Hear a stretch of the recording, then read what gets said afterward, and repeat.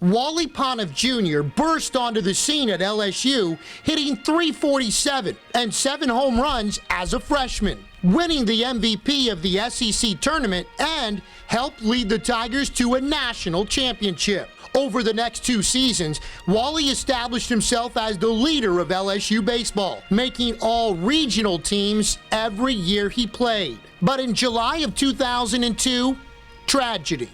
It was the worst news any family can get. Wally Jr. had died in his sleep from a genetic heart condition. It tore us apart. I didn't know how I was going to live. But I had a family. I had a wife and 2 children, and I had great faith. You wish every day he could be back, but God had a plan, has a plan for every single person, and someday we'll figure out why it was planned that he had to go. LSU opened the following season with a special dedication to their fallen third baseman.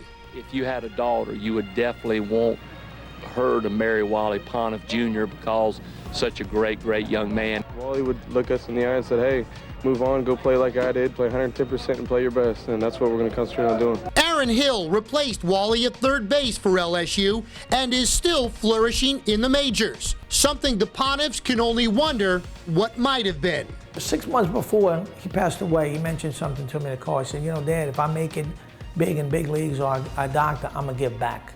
That's what we're doing. We're doing it through him.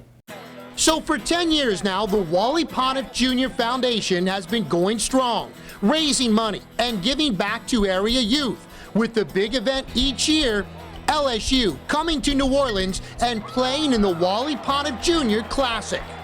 What can people do to help the Pontiff Foundation? They can keep supporting what we're doing.